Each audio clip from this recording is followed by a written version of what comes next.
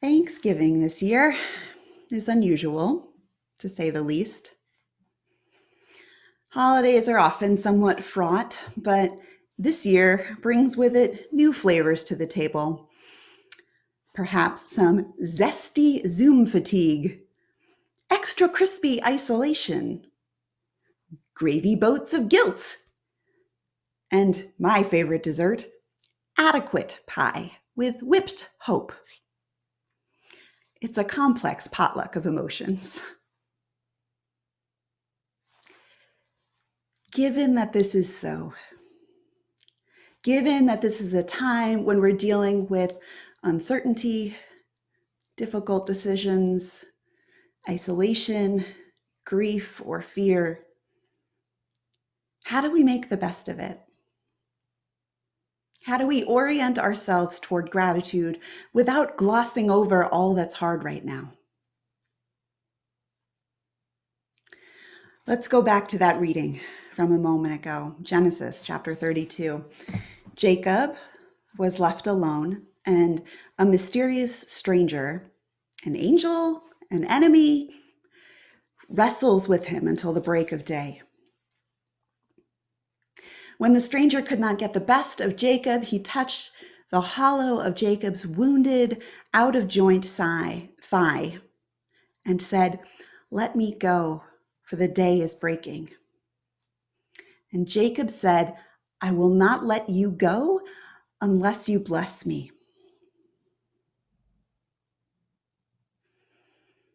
Dr. Rachel Naomi Remen, a pioneer in mind-body healing, has lived with Crohn's disease for more than 50 years. When she was a small child, her grandfather, who was an Orthodox rabbi, told her that same story about Jacob. "I was very puzzled by this story," Remen wrote. "How could it be that one might confuse an angel with an enemy?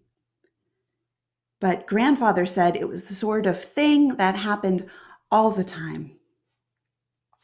Even so," he told me, "it's not the most important part of the story. The most important part of the story is that everything has its blessing."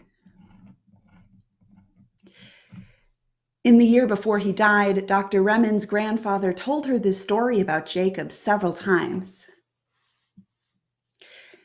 8 or 9 years afterwards, in the middle of the night, Dr. Remen's Crohn's disease declared itself for the first time in the most dramatic way imaginable. She had a massive internal hemorrhage with no warning at all. She was in a coma and hospitalized for months. The darkness and the struggle lasted for many years afterwards. Looking back on it, Remen wrote, "I have wondered if my grandfather, old and close to the time of his death, had not left me with this story as a compass.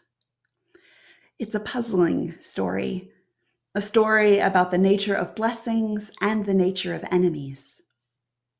How tempting to let the enemy go and flee, to put the struggle behind you as quickly as possible and get on with your life. Life might be easier then, but far less genuine." Remen concluded, "Perhaps the wisdom lies in engaging the life you have been given as fully and courageously as possible, and not letting go until you find the unknown blessing that is in everything." How tempting it is to let the enemy go and flee, to put the struggle behind us as quickly as possible. We could not have a genuine service about gratitude this Thanksgiving if we didn't also acknowledge the struggles and losses in our lives, in our community, in our country, around our planet. We name them. We grieve them. We do whatever is in our power to reduce the harm and to help to heal. But perhaps gratitude this year looks like engaging the life we have been given and being willing to look for the unknown blessing that is in everything.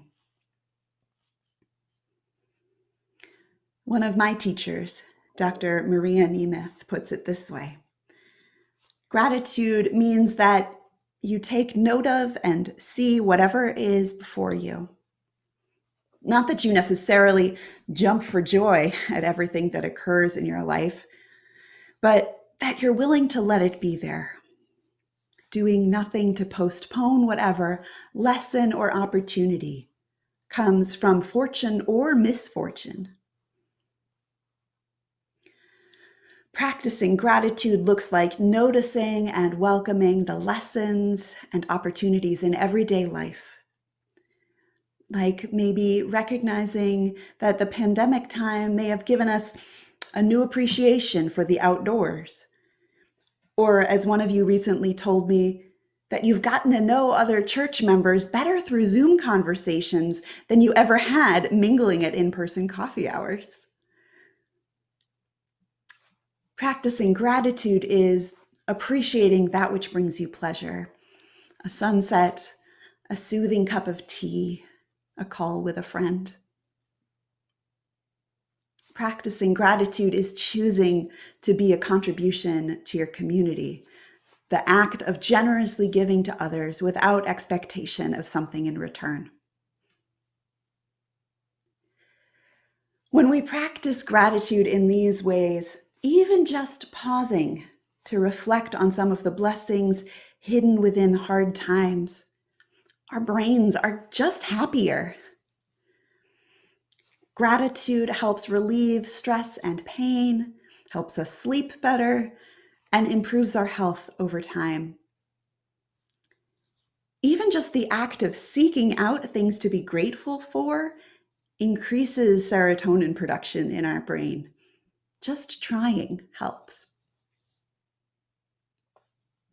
So I asked on Facebook, what are the blessings in disguise that you found during this pandemic? Or without downplaying what's been hard or downright awful, what's been a surprising good? I want to share with you a few of the specific responses I got from friends and colleagues. Each of us has our own unique experiences of these times. The situation that holds a blessing for one person may be the place of most trouble and stress for another, but some of these may resonate for you. As they say about cars, your mileage may vary, but maybe they'll spark something for you. Here are a few of their responses, along with some questions for reflection. Elizabeth said, "My toddler nephew stopped having so many ear infections when he had to stay home during that first lockdown.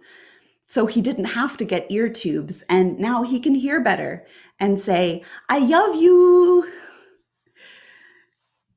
Are there hidden blessings for you to find about your health or well-being? Several people reflected on the ways that working, learning, or attending their spiritual communities from home has given them so much more flexibility in their days. I know that I've been appreciating attending Shabbat services at my synagogue without the formidable challenge of parking in its Brookline neighborhood. It means that I actually go to the services.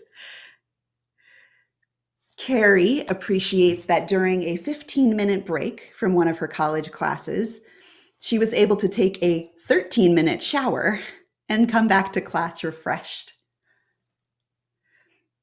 Many parents, even amid the chaos and challenges of schooling or lack of childcare, appreciate actually getting to see their children more each day. Are there hidden blessings for you to find about connecting to communities from home? Justin, Sarah, and several others appreciate how this time has helped them connect to friends, family, and loved ones more than usual. Making virtual gatherings the norm means that Justin could attend his godson's birthday party in Virginia, and even that some of our beloved congregants can routinely join us from Florida. We're glad you're here. Are there hidden blessings for you to find about connecting across distance? Maggie, who's a PhD student at Harvard who lives with disabilities, appreciates the accessibility benefits of everything being on Zoom for her kind of physical limitations. She'd struggled to find a good way to attend things like scientific poster sessions that always involved a lot of standing.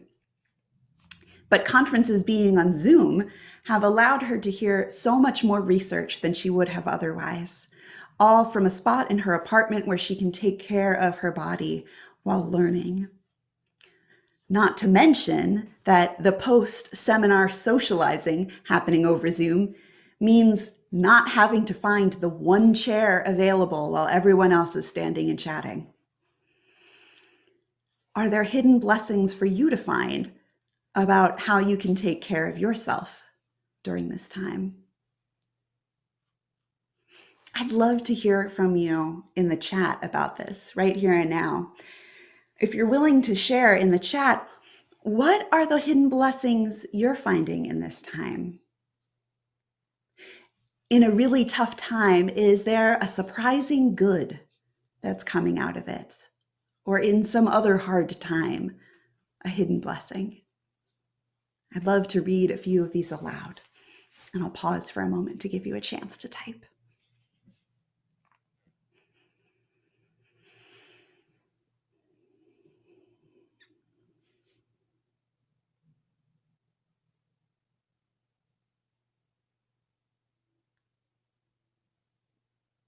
A hidden blessing, a surprising good.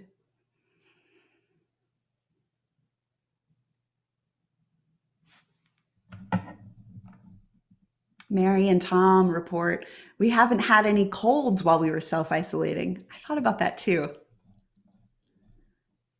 Dawn writes, some family members have become a part of my COVID pod. Yeah.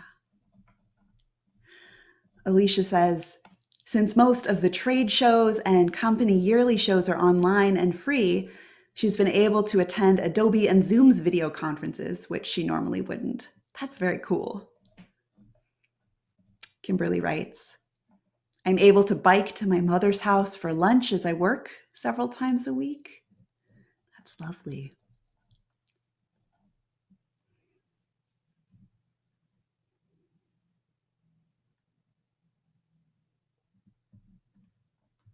I'll take one or two more if folks have them.